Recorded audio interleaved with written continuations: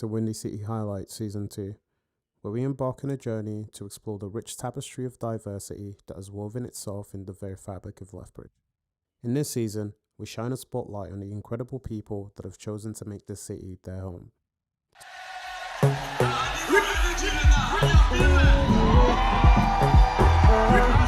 Tell me, are you ready, yo?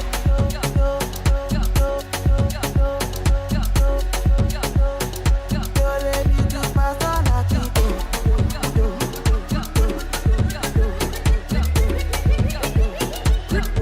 Tell me, are you ready, yo? Are you ready, yo? You're ready, Latito. Listen to the do-re-mi to pass on a people. Pass on a people. Tell me, are you ready, yo?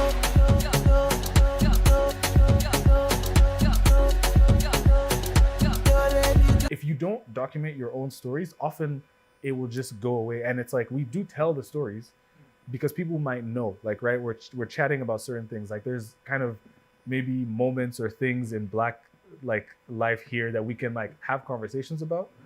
But if no one writes it down, and it doesn't have to be anything nuts, like you could just post this on your social media or whatever, but if that doesn't happen, it can kind of just fizzle and die. Initially, Canada was not even in the picture to move to Canada at all. My high school's living certificate I usually used to get into university, that year was delayed, so I couldn't go to my first choice university, which was University of Ibadan. So because of that, I was at home for a year, and then I went for A-levels in Ibadan, and then to go to the UK so that I can jump to year 2. But then my uncle that's here told my dad I should just come here. So it was like a sudden transformation, and all of a sudden, before I knew it, I was in Canada. I was in this city, Lethbridge, that I didn't know anything about. In Nigeria, I was born and raised southwest part of Nigeria in a city called Ibadan. I spent most of my life in the city. I went to university in a different state, in Osun State, and I left Nigeria when I was about 24, 25, if I remember correctly. And I know nothing about Canada before I moved here. I was one of those people that thought Canada was part of the United States. So I didn't know anything about Canada until we met. And then I learned, from some of the pictures, what it looks like. And then I moved here and noticed that you could lose your dogs for days and you'll still see them running because of how flat and bare everything is. So, it's crazy though, like why I moved to Lethbridge, because I'll say academically, not that Nigeria was, I was tired of Nigeria, but academically, at that time, we're having like strike, back-to-back strike, the way things was just going in the country, So it was just like, why don't you apply for this school in Canada? My mom, she came up with the idea. So we picked it up, like, okay, let's just try. I'm the first try. So we tried it, and that's how it happened. So I'm here. You people say people in Africa have a lot of expectation here. They don't have a lot of expectation here. They know that if they come here, probably they are coming to school. They know they are coming to study hard. If they are coming here to work, they know they are coming here to work hard because they know they are coming to another man's country. You get me? They don't have any expectation that they are coming here to become millionaires overnight. No. You understand? If in our various countries in Africa, we have those jobs, you get me? If you have those jobs, I believe that many people, want to work there.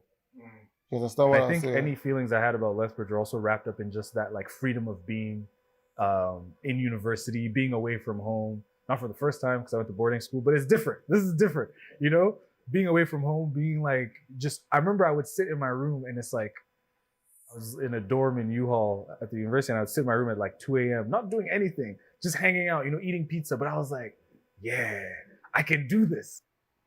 Like I said before, we would dance in studios and stuff like that, right? So usually when we would do like Afro dances, some of them would have a bit of hip hop in it, and some people would actually be like, okay, we don't want to We see stay that. at home, you get. I own my speaker. I play my playlist, and that's it. Then I'm going to the club. I'll be, I don't even know what's happening there. We just have to wait.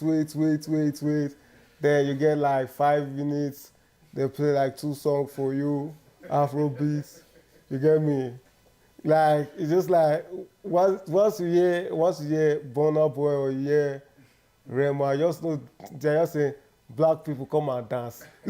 Like some people would actually be like, oh yeah, you guys aren't doing it right. Sometimes we're like what do you mean? So I would say, yeah, like people expect us to do it in this way when it's like that's what we are trying to do. But we're also trying to like be more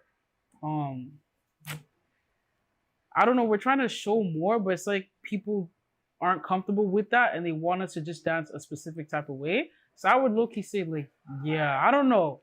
It's a bit weird sometimes, yeah.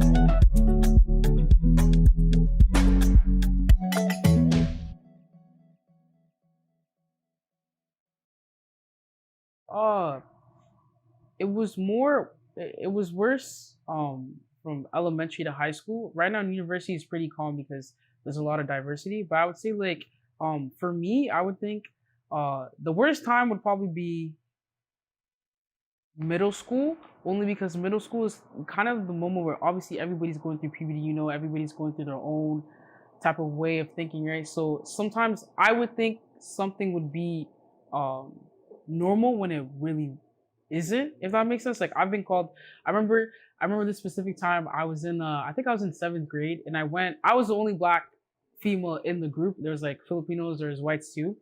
And then I remember I was just like, oh, can I have one of your chicken nuggets? Oh yeah, of course you can take it, slave. I was like, oh. And I was like, oh. But at first I was like, oh no, he's just joking, right? And then my Filipino friend was like, no, he wasn't Benny. So I was kind of like, I went to the school, went to go talk about it. They said, oh, it's not that, it's not that deep.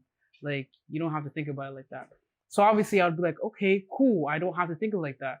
I don't know. And it'd be like, you get so many stereotypes of being like, if anytime I'm talking or if I'm passionate about something, they'll be like, oh, of course you're talking like that. Cause you know what I mean? Like, it was hard. Junior high school, I was more like, kind of like, I feel like I was people pleasing more in junior high. And then in high school, I was more like, okay, like calm, you know what I mean? Like what you're doing is not right? Now it's stand up more about if something wasn't like cool or calm. Like obviously I have to like tell you something's bad, right? Because I feel like here, if people do see like racism or stuff like that, their automatic decision is like, okay, let's go beat them up.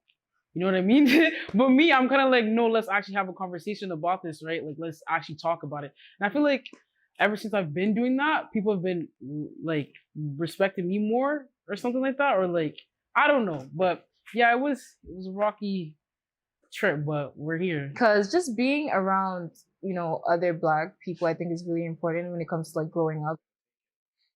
I would say, you know, shout out to all the people that are helping with I don't know, I don't want to use the word woke culture because it might be considered as a negative thing, but I think there are some people that are doing some things in our society today to help people understand that, you know, there's this thing called diversity.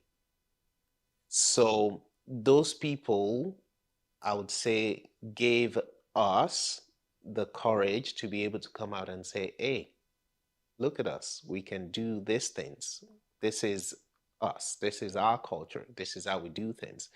I feel like if those people didn't kind of like set that, hey, you're allowed to do this for us, I think we'll be in hiding. We won't be able to come out and say, hey, look at us, look at what we do, look at our culture, look at how we dress, look at the food we eat, and look at our music.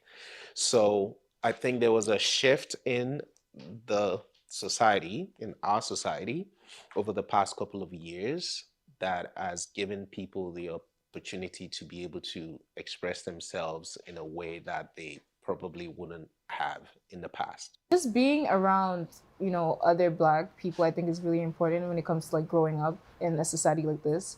It really gives you like a sense of like belonging and seeing other girls that look like you. I feel comfortable to be myself, laugh, make jokes, switch up the accents, you know. Yeah, I just feel comfortable. Like I feel like my other Black friends, like they get my jokes, they get like the little conversations that we have. It just makes sense, you know? So it's really nice. How about you? Yeah, for me, I feel like, so I actually grew up in Codell, so I feel like just like not being around Black people, it made me yearn for like that sense of community more.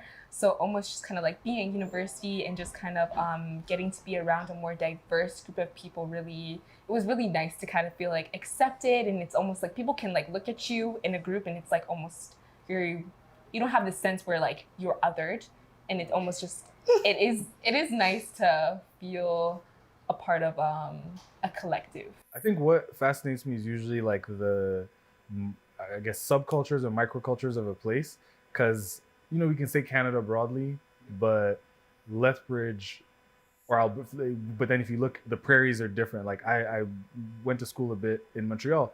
That's a whole different culture than coming to Alberta, let's say, or the prairies. And then you even go from Alberta, southern Alberta versus like Edmonton. Like that's, you know, a different vibe. But yeah, I don't know. I think the culture was just my initial shocks. I guess even things that people tell me, like when I have cousins visit now, because I've become so Canadian, like I don't realize it as much.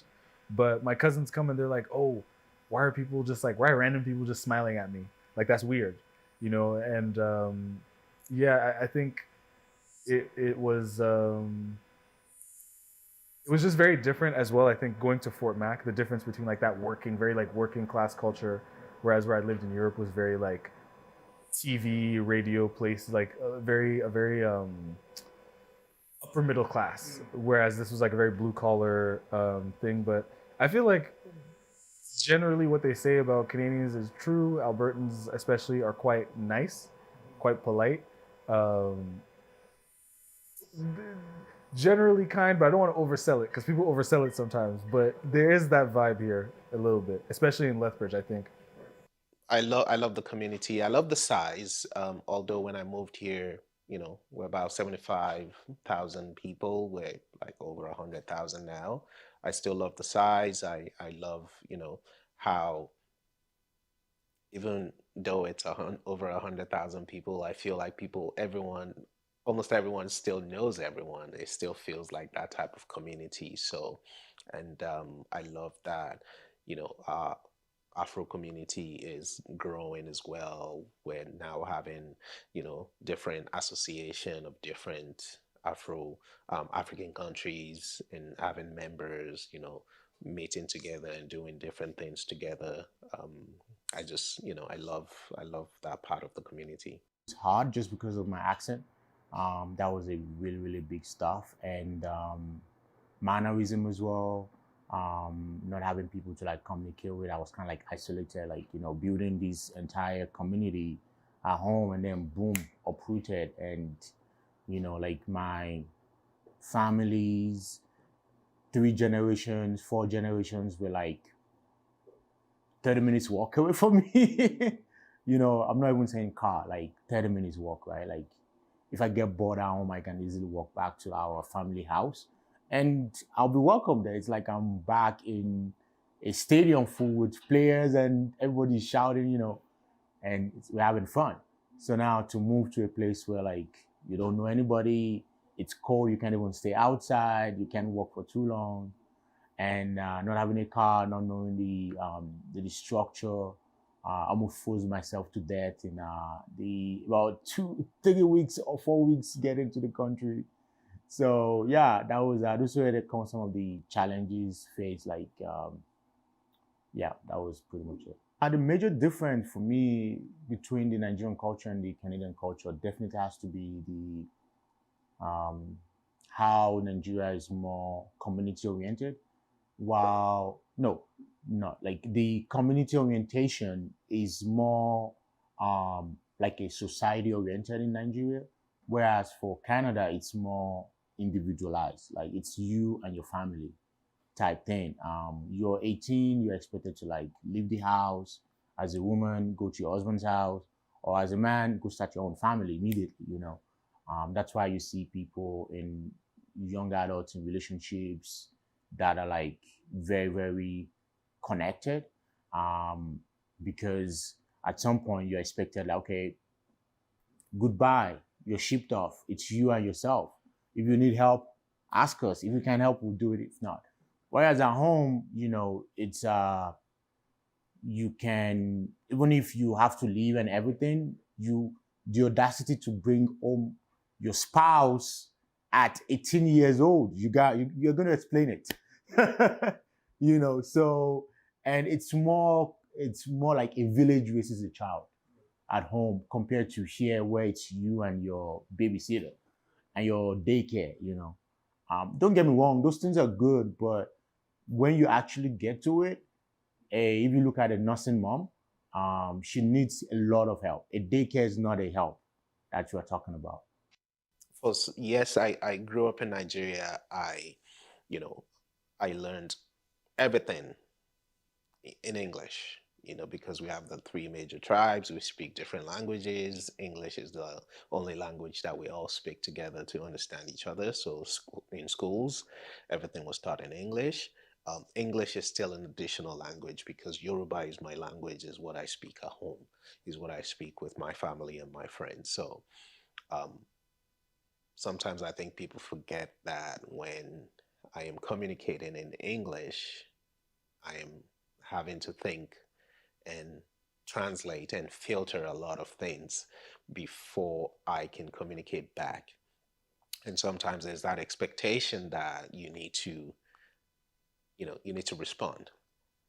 You need to answer fast, and you need to, without taking into consideration that when you're talking to me, I have to translate it to my first language. I have to understand it in my first language. I have to like tell myself how I'm going to say it and then interpret it and translate it back again before I respond. So, and this is not only in talking but also in thinking as well, right?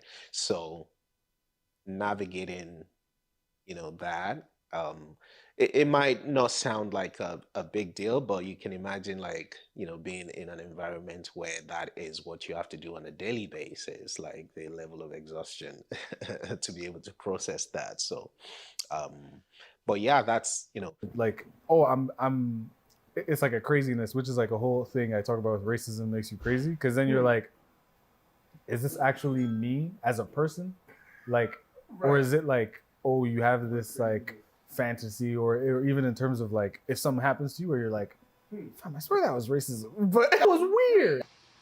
The friends that I had were people that were able to be like, okay, no, let's actually talk about let's see what we can change. I feel like I feel like the friends that I did have at the time, like we were very much like, especially after 2020. After 2020, we're all like, yeah, we can't go through this, but yeah.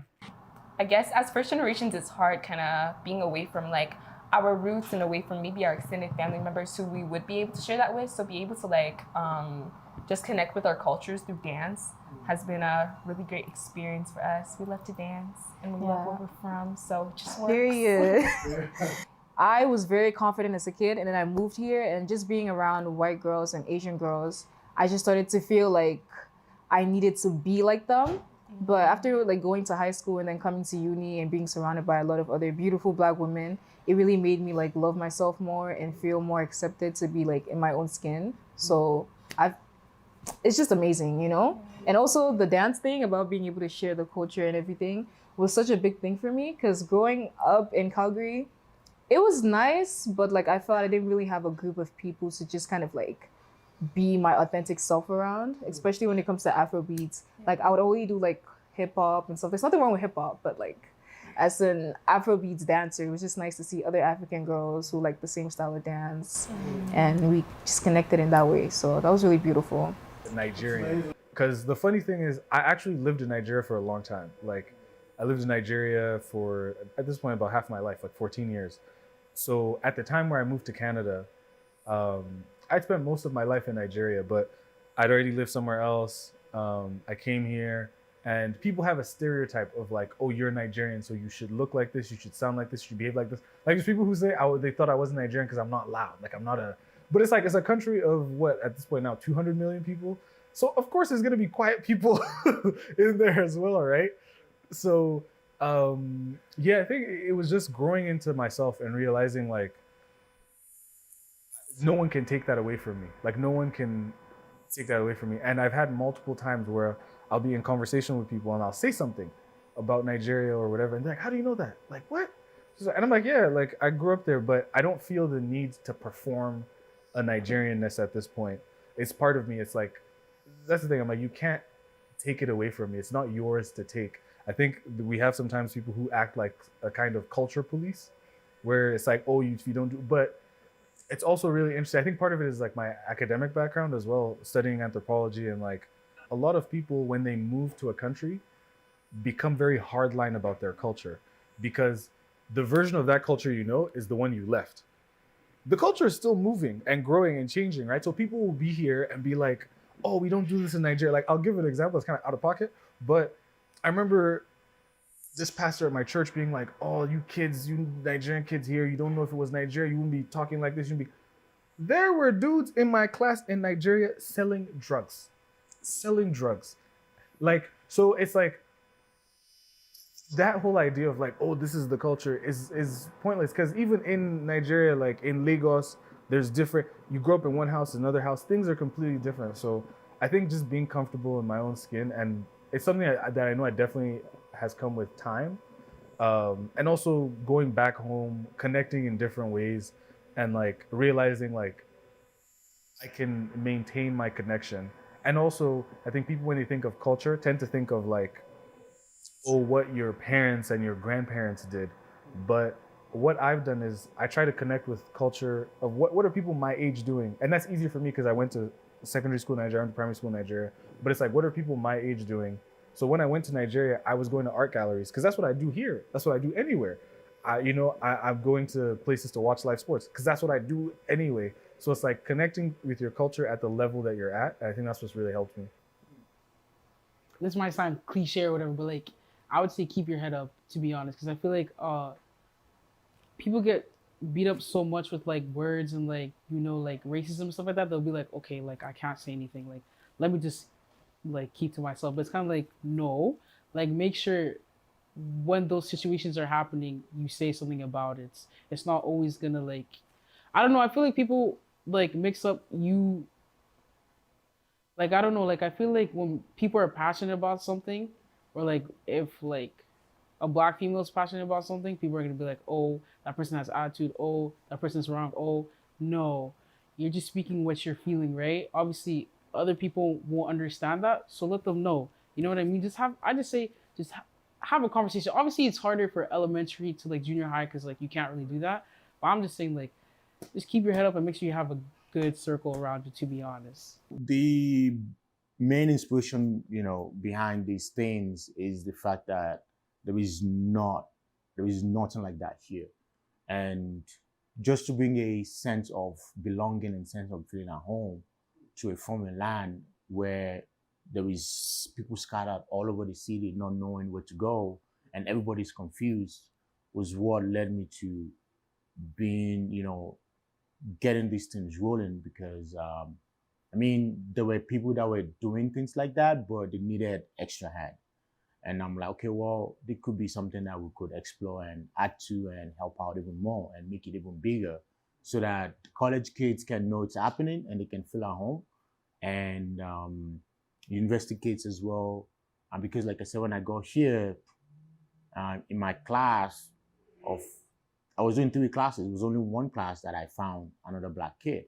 And we didn't really have anything to, if there's nothing on campus that we create, there was nothing happening for us. And we see other people having events that are hosted for them, even if it's just like a games night at the zoo or like at a bar, karaoke. There was nothing like that for us. And we had lots of festivals, or lots of events, lots of parties, lots of holidays, lots of cultural appreciation stuff that we do back home. But there was nothing like that here for us to feel like this is home. And since this was going to be our home for the next 3, 4, 5 years, I felt it was something that we could start that, could help new settlers feel at home, get connected to the city, integrate better into the city, know what to do and what not to do, and also help them celebrate their culture. So that's where that inspiration of doing things came from. Also, when it comes to like the black community as well, I feel like it's like there's war between us over here. I feel like some people aren't trying to help other people when this business is booming, and then you expect to go there and get those things for free when you're not even helping with the business. You know what I mean? Like I feel like people like here are very much against each other, and it's like we don't want to work together, which I think is very much like, I think it's weird. Like I think people just think they're too superior here. You know what I mean? I feel like there's a lot of talented people here, but no one cares about it. People just think they're too cool. It's a privilege to be like living in this part of the world. Like the safety, stability, everything is amazing. But we also have like a lot of obstacles that we had to go through. Like moving from a different country. Like even if you spoke English before getting to this country, it's like there's something wrong with your accents. People just look at you and they assume you're stupid.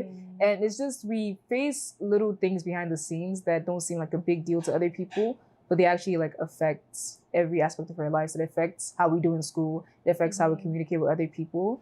So it would just be really nice to have more of like sympathy, not sympathy. Sympathy is not the right word. Maybe just like empathy. Empathy. Yeah, just a little bit more understanding. Yeah, because we're trying our best. Like we're really trying our best to just exist in this community without diluting our African heritage. Like we still want to be ourselves and like to be able to function in this community, So Yeah, I think like to play off of that, it's just kind of like being able to do both. It's like I can embrace that, like, okay, I grew up here, yeah.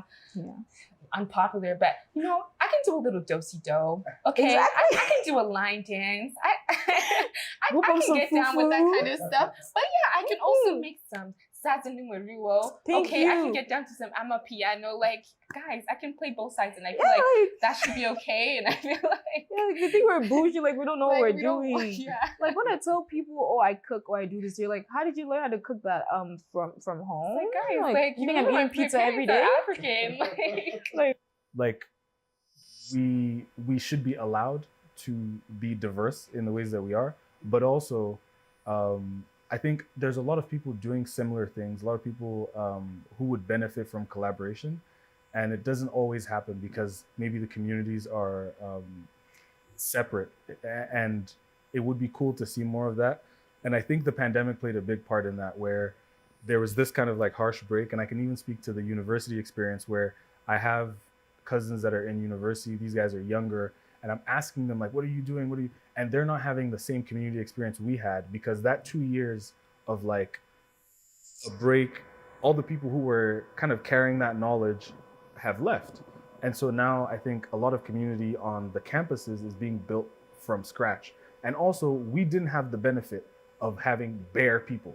Like there was only so many Black people. So it was like, we really were like, damn, we're sticking together. But now the community is bigger, so you can afford to like be in your little pocket. So I would just like to see more ways that we can all connect, whatever those different interests groups are.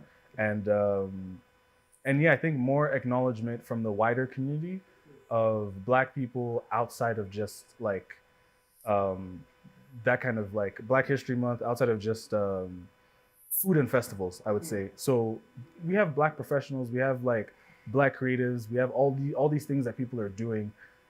And so it's like, if, for example, you're only really looking at Black people during Black History Month, but you're not looking at like, we're doing this project, let's involve a Black professional. Like not just because they're Black, but because there are competent Black people.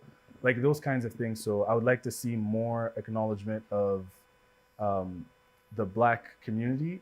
I think Lethbridge can do more to support the Afro community by getting involved, and we've seen those involvement over the past couple of years when we host Afro events at the Multicultural Center downtown in Lethbridge, where people come and try the food, they listen to the music, and listen to the storytelling, watch the dance performances, and so on. So I think that's something that we'll need from the Lethbridge community to continue to do, to support our culture and support what we do, and also get to know and learn about it as well. I think it's important to continue to learn about it, and it will continue to grow. Like I said, there are people moving over here, having kids, and the kids will grow up. Hopefully they're not going to move to Calgary and Edmonton like most people do. I think there is opportunity to grow and make this place for themselves as their homes, and believe that they can, because most of the reasons why people move to Calgary and Edmonton is because of the larger size of the community, right? So I think if we know that we can, we're welcome here, and we can do these things here, we can have an African restaurant or two, we can have the music, we can have the culture. So to be present in the community, I think that is going to be really helpful, for the Afro community to continue to grow in Lethbridge. As we wrap up our journey with the Nigerian community in Lethbridge, we extend our sincerest gratitude to all who shared their stories and experiences with us. Your vibrant culture and resilience shines brightly in Lethbridge. Join us next time as we continue to celebrate the diverse communities that make our city truly remarkable.